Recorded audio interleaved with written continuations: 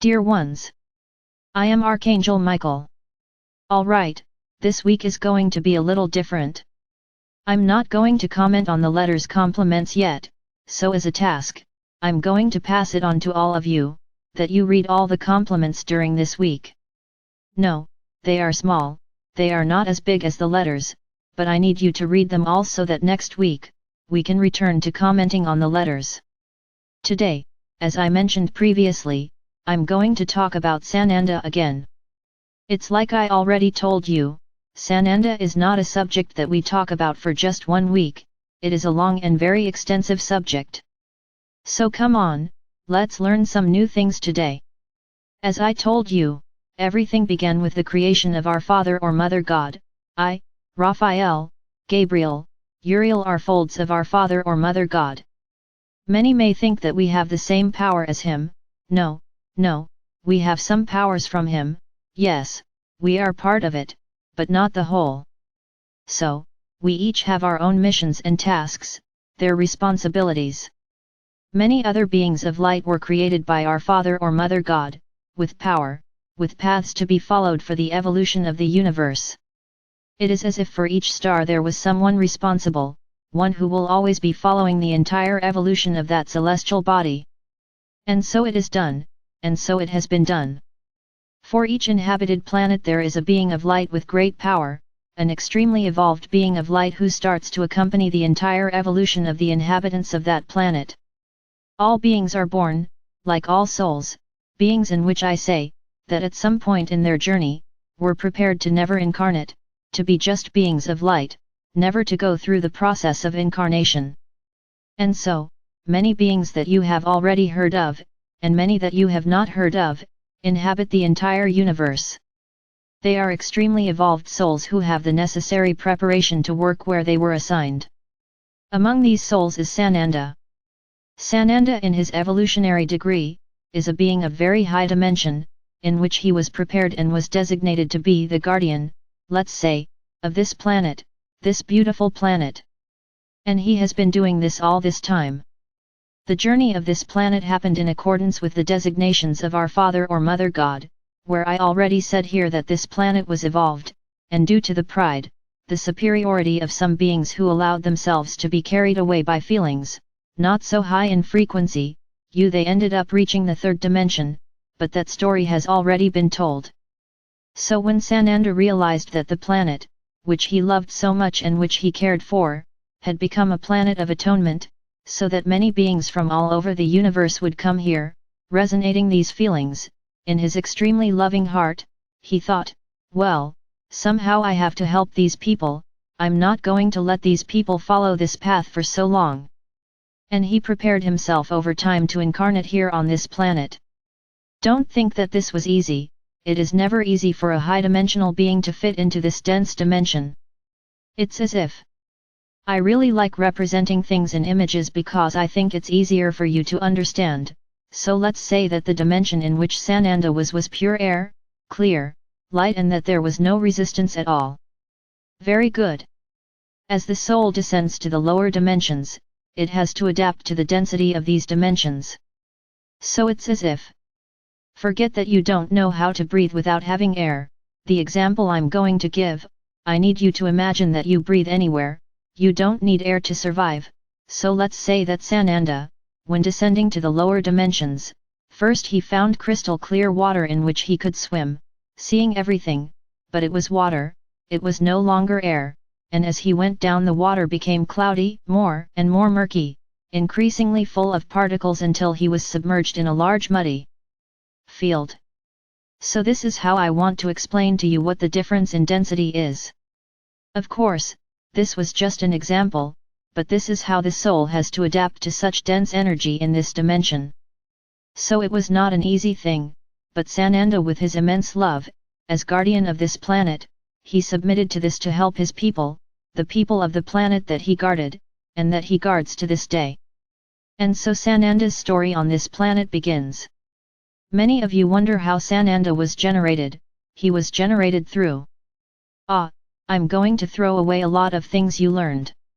I have already told you here that when there is the generation of, the fertilization of the egg, there at that moment a soul is assigned to that being that will come there.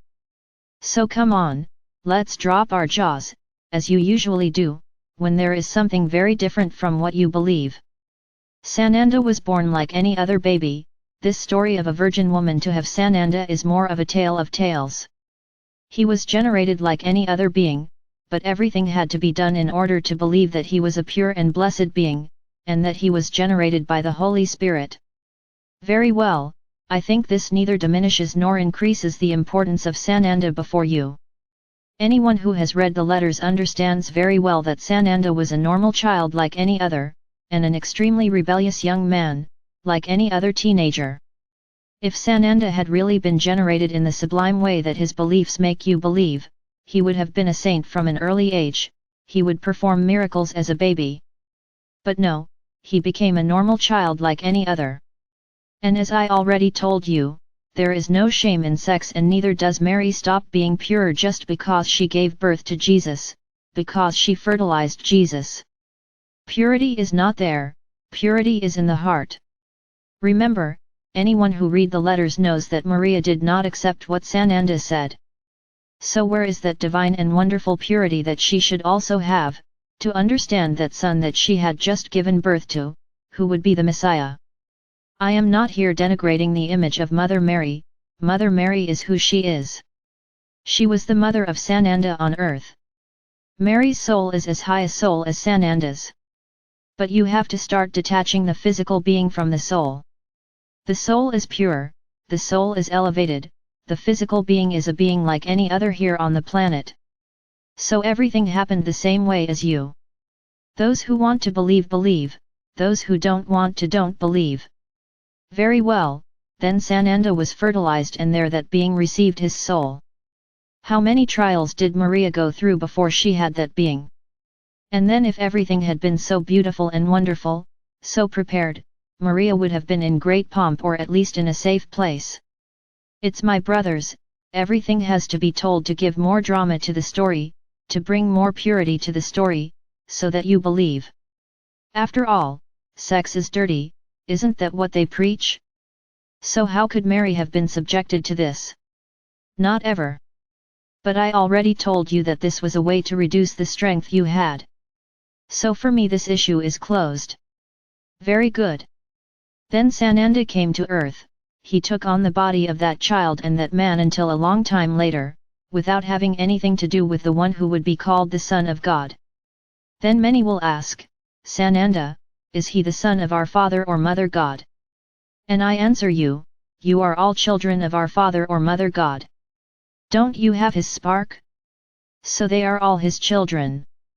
There is no single representation of a child of our Father or Mother God. This representation was necessary for the dogmas of the Church, not for us. Sananda is a son like other and who are throughout the universe, taking care of each of its planets and stars. Everyone has the same evolution as Sananda. So he is the son of our Father or Mother God. Yes it is, as and others are, he is the representation of the most out of love of our Father or Mother God for this planet. And then you call him the planetary Christ. Yes, we can say that he is the planetary Christ because he is the one who takes care of this planet, who fights for you before the council in the universe, who had to have many arguments for his incarnation to be allowed here on this planet. His soul knew that it wouldn't help because it wasn't yet time for all the people on the planet to wake up, but everything was very well planned. Because as I already said here, Sananda planted his seed in the hearts of each one of you. Now do you understand why I say that everyone on this planet, regardless of religion, has the spark of Sananda in their chest? Because he is the master of this planet, so he commands all of you. He has each one of you connected to him, regardless of your walk or what you believe or don't believe, in the same way as the spark of our Father or Mother God. So do you understand the importance of what he did? He planted a seed of love in your hearts. Many think that his coming was useless, that he died to save you and nothing improved. You didn't understand anything about Sananda's arrival on the surface of your planet. His intention was exactly that, to plant this seed, because he knew that he would really upset those who already dominated the planet, and that he wouldn't get people to simply believe what he had said. So he came, planted the seed, and left. He knew exactly what he was doing, he was not taken by surprise. The words spoken on the cross, which his religions propagate, Sananda would never turn against our Father or Mother God, thinking that he had abandoned him. This would be typical of a human being like you. That when you feel suffering you cry out, "Father, have you abandoned me?" Sananda would never say this, because he knew exactly that he had fulfilled his mission here on the planet, as defined by our Father or Mother God. So, a lot of things, my brothers, were added to make Sananda's passage on earth more suffering. So that you would understand that he gave himself to pay for the sins of the world. What sins? What sins? We see failures, mistakes, not sins.